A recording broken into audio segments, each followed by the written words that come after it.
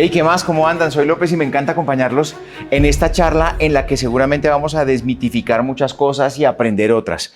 Usted se ha dado cuenta que cada vez estamos más inmersos o más cercanos a lo que se llama IA, inteligencia artificial. ¿Eso de dónde se creó? Porque ahora es como el agua. ¿Será que usted y yo la estamos alimentando? ¿Será que nos va a dejar sin trabajo o se puede utilizar como una herramienta para las empresas, para que tengan una gran oportunidad posterior apalancándose en la tecnología? Bienvenidos, Movistar Empresas y Caracol Radio, les presentamos Innovation Talks y en este capítulo IA empresarial, la oportunidad de la década. Y les quiero presentar a nuestro primer invitado. Juan Manuel Mesa es colombiano, es ingeniero electrónico de la Universidad Javeriana, tiene un MBA de la Universidad de Thunderbird en Arizona y estudios de Administración de Empresas y Negocios en la Universidad de Harvard y MIT. Más de 25 años de experiencia en el sector de tecnología. Inició su vida laboral hace tiempo en Schlumberger y luego entró a IBM, donde estuvo durante más de 10 años. Se fue y regresó como el líder de ecosistema para los países del norte de Sudamérica, donde tuvo un exitoso paso a cargo de estrategias y los recursos con los asociados de negocios de la compañía. Y en julio del 2024 fue ascendido a gerente general de IBM Colombia. Juan, qué privilegio conocerlo. Gracias por estar con nosotros hoy, hermano. Gracias por la invitación. Primero, facilito. IA, inteligencia artificial, ¿eso qué es? Pues la inteligencia artificial es una forma de analizar los datos, ¿sí? Y que los datos se puedan, que un algoritmo los aprenda y pueda responder. Digamos que es una forma general. Pero la inteligencia artificial y desde IBM se viene usando hace más de 70 años. Cuente, ¿cómo así que 70 años? Claro, porque al final toda la analítica predictiva que se hacía antes, toda la posibilidad de que usted analice la información y que un computador le dé la respuesta a una pregunta, pues son analítica de datos y al final, pues ahí también hay inteligencia artificial porque tiene que tener la capacidad de analizar la data para dar una respuesta. Y en el pasado ha habido muchos ejemplos. Uno de ellos puede ser en el año 93 cuando el campeón mundial de ajedrez Garry Kasparov se enfrentó a una máquina que se llamaba Deep Blue de la IBM. Y esa máquina era un servidor inmenso que tenía unas bibliotecas de datos inmensas, todo de ajedrez. Y tenía la capacidad de responder, a analizar hasta 200.000 jugadas por segundo. Se enfrentó y claramente le ganó a la máquina Kasparov hasta la quinta partida. Después de eso, la máquina tuvo la capacidad de analizar incorporar a su biblioteca esas jugadas que hacía el campeón mundial y a partir de la sexta partida, pues perdió.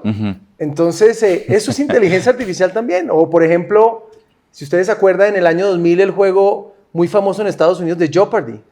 Jeopardy, claro. ¿Se acuerdan? Que fue programa de televisión, claro, además famosísimo y tal. Todo el mundo lo veía. Entonces eran preguntas del día a día, preguntas de los temas que escogían por 200, por 500, por 100 puntos, ¿se acuerdan? Claro que me acuerdo. Entonces, IBM puso también un avatar ahí, puso a Watson. Sí. Watson se llama la solución de inteligencia artificial de IBM, Watson X. Entonces, pasaba lo mismo, tenía la capacidad de analizar información y puso a los dos campeones mundiales de Jeopardy, de toda la historia. Sí. Y les ganó claramente. Pues tienen una capacidad de información y de responder tan rápido que son ejemplos de analítica de datos, sino que ahora con la inteligencia artificial le estamos dando un poco más de autonomía a un algoritmo para que haga cosas más solo. Y antes, déjeme interrumpirlo ahí, Juan, era una cosa que utilizaban las empresas de este tamaño. Ahora es mucho más, está en nuestro propio dispositivo celular, está en las soluciones que nos ofrecen algunas empresas, bancos y demás soluciones. ¿Por qué la hemos satanizado si estamos viviendo con ella desde hace tanto tiempo? Claro, yo creo que la hemos satanizado, pero de algún tiempo atrás, hace 2 años para acá, hubo un boom inmenso de inteligencia artificial. Entonces la gente empezó primero a tratar de entender qué era eso. Sí. ¿Cómo es posible que un algoritmo o un chat me responda a lo que yo le pregunte? Entonces se volvió del día a día. Pero como te digo, se viene utilizando de cierta manera hace tiempo. Y en el caso de IBM, pues venimos trabajando en ella hace mucho tiempo atrás. Cuando uno habla de tecnología, cuando habla de IBM, cuando habla de las empresas que utilizan inteligencia artificial, uno dice, miércoles, esos son empresas realmente muy grandes, masivas, globales, pero cada vez se ha venido cerrando la brecha y una empresa pequeña podría utilizar la inteligencia artificial de una manera adecuada. ¿Cómo lo puede hacer? Claro, entonces hay varias maneras, pero una recomendación es primero tener control de sus datos. O sea, si usted como empresa se basa en una data, por ejemplo, una empresa de abogados, toda su documentación, todo el trabajo que hace la empresa, eso es lo primero que usted tiene que hacer, que sus datos estén limpios, que sea su data no externa, no de fuentes externas, sino que sea la data con la que usted opera y con la que usted trabaja y con la que usted genera resultados y respuestas. Eso es lo primero. Una vez usted tenga eso, pues usted tiene una opción, crear un algoritmo que le ayude a sistematizar o automatizar un proceso, ¿sí? No hay que usarlas por usarla. Todo el mundo trata también de ver, es que tengo que usar inteligencia artificial. Entonces sale la pregunta, ¿usa inteligencia artificial tradicional o generativa? Ok. ¿Sí? Entonces la inteligencia artificial tradicional, pues lo que hace es que es muy específica, tiene que tener una supervisión humana, puede responder a algunos temas guiados, ¿sí? En cambio la generativa pues ya genera datos no estructurados, videos, genera documentos a partir de lo que ya aprendió un algoritmo. Entonces, yo creo que cualquier empresa lo puede utilizar.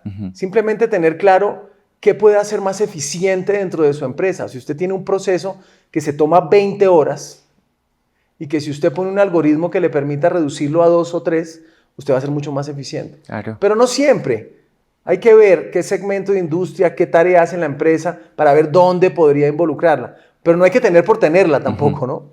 ¿Por qué la gente es feliz entregándole sus datos a aplicaciones desconocidas para verse bonito, para verse como un muñeco, para verse anciano, para verse niño? Ajá. Eso también es una inteligencia artificial utilizada de alguna manera de entretenimiento, pero que puede ser muy riesgosa. Claro. Y eso es un punto importante lo que tú dices. La inteligencia artificial debe usarse para hacer el bien. Pero ¿cómo la usa uno para hacer el bien? Pues tiene que estar basada en unos temas de responsabilidad, de ética, y que sea construida para que pueda hacer procesos que generen alguna eficiencia. Pero también la usan para hacer el mal. Y hoy día el boom de las redes sociales está generando que la gente exponga sus datos de una manera muy grande, toda su vida privada, su familia, sus fotos. Entonces, todo eso que es al final, datos. Data. Y la data sigue creciendo a manera exponencial. Y si usted usa esas datas de pública, que está expuesta, y usted hace un algoritmo, usted empieza a maciar y a mezclar esa data y empieza probablemente a generar un posible algoritmo que pueda hacer daño. Por eso es importante, como consejo, no exponer las fotos de la familia, de los hijos. Yo creo que eso es una exposición muy grande y que cada vez muchos de estos ciberdelincuentes están utilizando la inteligencia artificial para realizar estos ataques, filtración de datos. Justo, Juan, para cerrar ese tema y hablar de la usabilidad de la inteligencia artificial, cuando uno no paga por un producto o servicio, ¿el producto es uno? Cuando tú no pagas... Por un producto o servicio, me imagino, o lo que uno utiliza en Internet, que se supone que uno no lo paga, ¿el producto es uno? ¿Uno como persona?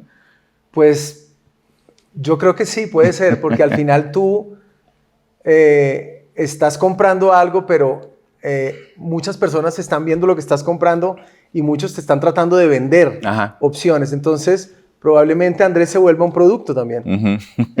Y uno se vuelve un producto, podría ser digital, a la hora de no solo de comprar, sino también de vender. Claro, además los datos, el teléfono, Claro, la familia, todo. La tarjeta de crédito, todas esas cosas. Todo está expuesto. La inteligencia artificial se crea, es decir, se educa antes de ponerse al servicio de una compañía. Claro, si una empresa, IBM, se enfoca en hacer inteligencia artificial para las empresas, Sí. que es diferente de usarla en el día a día para hacer una pregunta básica a un chatbot. Entonces, si tú logras que una empresa tenga una política primero de inteligencia artificial, que tenga una persona que se encargue de estructurar las políticas que vamos a seguir, qué procesos vamos a tratar de automatizar para generar alguna eficiencia, ahí empezamos a construir el algoritmo y lo empezamos a alimentar con datos de la empresa. ¿Y qué es lo que alimenta? ¿Cómo se construye el algoritmo? ¿Qué es eso? Detrás de eso hay algo que se llama un LLM, que es un Large Language Model, que es el que tiene la capacidad de analizar la data y de responderle, cuando usted le escribe, que le responda en el prompt las cosas que usted le está preguntando. Y muchas veces usted le puede involucrar lenguaje natural, o sea, que también le responda su voz o le responda con una voz lo que usted le está preguntando. Entonces, al final, ese algoritmo, pues sí tiene que ser entrenado. Hay diferentes algoritmos. Hay unos que son construidos con muchos billones de parámetros. Entonces, al final, son más robustos. Pueden que responda mejor, pero también son más caros. Entonces, esa es una de lo que hoy vemos que es un tema, buscar el algoritmo que a usted le sirva para satisfacer el caso de uso que usted necesita, pero que también sea costo eficiente. Entonces, una vez usted lo tenga, usted tiene que entrenar el algoritmo. Y una vez lo tenga entrenado, que esté seguro que está respondiendo bien, podría ponerlo en producción y ponerlo al servicio de la gente. Pero tiene que tener un monitoreo, es decir, tiene que tener algo que en IBM llamamos una capa de gobierno, donde tú gestionas la inteligencia artificial. Porque hoy hablamos de un caso de uso. Todo el mundo habla de uno. Pero en unos años vamos a tener muchos. Claro. Muchos algoritmos. Entonces puede uno hace drifting, el otro alucina, el otro está respondiendo lo que no es. Claro. Entonces, ¿qué hacemos? Versionamos. Sáquelo, meta este. Entonces empiezan a aparecer como una ingeniería de gobierno de la inteligencia artificial. Para ponerle orden a eso, Claro. para administrar como tenga que ser. Y empiezan a salir muchas personas que deberían estar trabajando desde el entorno de la inteligencia artificial, trabajos nuevos, ¿sí? Hay ingenieros de prompting, que son los que, ¿cómo entreno para que cuando yo le escriba una cosa, él me responda lo que yo espero? Para ponerlo en términos humanos, la inteligencia artificial nace. El algoritmo, la necesidad de la empresa, la propuesta de IBM para poderla hacer, y no se lanza, no se le entrega a la empresa, sino hasta que tiene, por decir algo, los 18 años. La mayoría de edad que ya está en capacidad de responder de manera adecuada. ¿Más o menos así? Más o menos, claro. Cuando esté entrenado, cuando sea una persona madura, responsable, yo le digo, bueno, váyase para la universidad y pórtese bien. Y aprenda. ¿Sí? Aprenda y pórtese bien. Y saque buenas notas, o sea, responda bien. Yo creo que una de las cosas más atractivas de este tipo de herramientas es la flexibilidad que tienen, la capacidad de aprendizaje, lo que se puede escalar justamente cuando eso se lanza. Hábleme a propósito de eso, Juan. Pues cuando se escala y cuando se lanza, o sea, pueden pasar cosas increíbles. Por ejemplo, te voy a dar 2 ejemplos. IBM trabajó con el Sevilla Fútbol Club. Claro, sí, señor. ¿Te acuerdas de eso? Sí, señor, lo recuerdo. Donde se hace una aplicación que se llama Scout Advisor. O sea, el Sevilla tiene scouters, reclutadores, ojeadores en todo el mundo. Y al final lo que hizo fue recorrer toda esa información. Porque eso al final, si usted tiene un scouter en Sudáfrica, uno en Manaus, en Brasil, pues al final ellos escriben lo que piensan. Lo escriben en su lenguaje y en su forma. Scouter es una persona que está buscando a alguien, claro, y es un humano. Es un humano. Okay. Es un reclutador de jugadores de fútbol. Entonces, después lo que hizo la Watson fue recuperar todos esos, más de 200,000 informes, y los analiza. Y al final, cuando la plantilla profesional necesita de pronto un extremo por izquierda con perfil cambiado, que llegue al área, que se parezca a Luis Díaz y haga gol. Él le dice, mire estos 3. Yo analicé todo. Analícelos y póngalos a jugar. Y usted, eso en vez de demorarse 6 meses, lo hace en 1, antes de que comience la temporada. Entonces, escala de una manera increíble. O sea, la posibilidad de escalarla y usarla bien es inmensa. Y lo que pasa es que empieza a evolucionar también. ¿Y qué quiero decirte con esto? Que todo lo que nosotros vemos son asistentes de inteligencia artificial. Son assistants, que ellos responden lo que tú le preguntas. Sí. Pero ¿qué pasaría si tú ese asistente lo vuelves un agente de AI? Entonces, ese agente, ¿qué hace? Tiene más skills, tiene más poder, tiene la capacidad de analizar varias cosas al mismo tiempo, no un task específico. Entonces puede analizar algo en cada departamento de la empresa. Ajá. Entonces se vuelve más inteligente y el humano lo controla. Entonces usas asistentes virtuales de inteligencia artificial, agentes un poquito más expertos, o sea, que pueden orquestar más cosas. Qué locura eso, Juan. Y si tú sumas los dos y le sumas al humano, Ajá. pues sí vamos a tener una eficiencia increíble. Se revisa, uno utiliza un vehículo, un carro, y entonces ahora uno lo compra y le dicen 5 años de garantía. Y a los 5 años yo voy y lo llevo y me le hacen el cambio y la cosa, no sé qué. Si se le daña algo antes me lo cambian gratis. La inteligencia artificial tiene como un kilometraje como para volverlo a revisar. Mire, vamos a mirarlo, vamos a medirlo, cómo ha funcionado. Como es escalable y tiene todos los datos, pues uno puede analizar. Claro. Y se devuelve a la empresa para que lo repare, por decirlo de alguna manera. Claro, y efectivamente pasa eso. Ajá. O sea, después de un tiempo el algoritmo puede que empiece a responder de una manera equivocada o empiece a alucinar o pues, puede ser hipnotizado por alguien. ¿Cómo hipnotiza uno un algoritmo de inteligencia artificial? Preguntándole para que responda lo contrario. Ajá. Porque si yo hago que usted responda lo contrario, te está respondiendo realmente lo que no debes hacer. Entonces al final él se empieza a desubicar, claro. Claro, se empieza a desubicar, como le puede pasar a cualquier persona. Ajá. Si a ti te dan alguna sustancia y después empiezas a dar todos tus datos y o sea, empiezas a alucinar y estás respondiendo lo que no debes, Sí. entonces tiene que haber una persona también que esté pendiente de eso. Entonces, por eso te digo, empiezan a salir muchas oportunidades de trabajo también. Y yo creo que la inteligencia artificial viene a complementar la tarea del humano y no a quitarle el trabajo. Entonces, si hay una persona que hace eso, se va a dar cuenta y lo saca de circulación. Claro. Y pone otro. Entonces, eso yo creo que es lo que está pasando. Hablamos de la oportunidad de la década, porque es una gran oportunidad para los siguientes 10 años la inteligencia artificial. Porque definitivamente es una forma de optimización y puede usarse para cualquier segmento de industria, para cualquier empresa. Y si las empresas, hoy más o menos un 60% de los CEOs a nivel mundial saben que la inteligencia artificial le va a usar para mejorar sus procesos. 40 están indecisos, ¿sí? ¿Por qué? Porque hay muchas barreras. ¿Cuáles son las barreras más difíciles? Los skills, las capacidades, entender cómo lo puedo montar, que la gente entienda cómo se hace o que las personas en la empresa lo entiendan.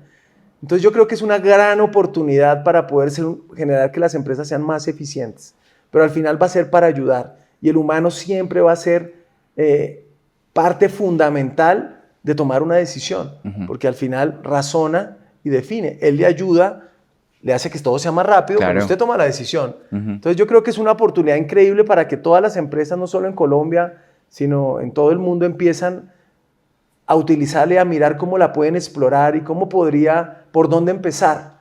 Digo, ¿por dónde empiezo? Hago un caso de uso o hago un piloto para saber cómo funciona. A ver si efectivamente algo que se demora 20 horas lo puedo hacer en una. Entonces yo creo que es el camino y hay muchas herramientas para empezar a tratar de entenderla y cómo lo puedo usar. Pero yo creo que todas las empresas deben de explorarla. Ya es el momento en que es una oportunidad y quien no lo haga, a futuro seguramente va a estar rezagado del lote para que su empresa sea más eficiente. Hablemos de casos puntuales, cotidianos, que tengamos tal vez en los dispositivos, en nuestra casa. ¿Dónde está la inteligencia artificial para alguien que nos esté viendo en algún lugar donde tal vez hasta ahora llegó la conectividad? Claro, mira, la inteligencia artificial puede nacer de un algoritmo que crea una empresa o puede estar embebida en muchas aplicaciones. Cuando tú escoges una canción y te da recomendaciones de lo que tú estás haciendo, detrás de eso hay inteligencia artificial embebida. Que tiene la capacidad de analizar lo que a ti medianamente te está gustando. O si de pronto vas a un concierto y te conectas a la red de Movistar. ¿Sí? En Movistar Arena yo hago eso cada rato. Te conectas a la red y empiezas a compartir tus sensaciones en vivo del concierto que estás viendo. Sí, sí, sí. ¿Qué va a generar eso? Que tú vas a saber cuál es la población objetivo, cuáles son los que vienen, qué les gusta, qué opinan en sus redes, qué no les gusta, y después analiza la data para decirte fragmentadamente, oiga, esto puede ser un objetivo de negocio en algún momento. Sí. Entonces ahí hay inteligencia artificial embebida también. En lo cotidiano. En lo cotidiano. En lo de ahora. Cosas cotidianas, de las redes ahí hay ¿Sabe qué me llamó la atención cuando usted dice, no, es que puede alucinar, puede enloquecerse? La compañía necesita alguien especialista de inteligencia artificial para que se comunique casi que de manera exclusiva, o un departamento para que se comunique de manera exclusiva, para que no se me enloquezca la inteligencia artificial. Claro. Vamos a llegar a ese punto y ya estamos empezando a hacerlo. Entonces uno se pregunta, ¿debería tener una empresa un Chief AI Officer? Claro. Se debería tener, así como hay un CIO, un CEO, hay un CAI Officer. Claro, que ponga las políticas corporativas que van a regir la inteligencia artificial, que ponga las reglas de juego Sí. y qué va a hacer. Y si llega a pasar algo que está como medianamente disvariando, también tenga la posibilidad de quitarlo, actualizarlo, reentrenarlo y que vuelva a la titular. Oiga, Juan, qué sabroso hablar con usted porque cuenta las cosas facilito, hermano, de la inteligencia artificial. Con mucho gusto, Andrés, un placer y siempre bienvenidos a hablar un poco de tecnología de una manera fácil de entender y que la gente lo entienda, que yo creo que es lo más importante. Es la oportunidad de la década. Amplíe esta información, edúquese un poquitico más, dése una vueltica por este capítulo, compártalo para que también aprenda, así como yo lo hice de inteligencia artificial. Chao, Juan, gracias. Muchas gracias, Andrés, muchas gracias.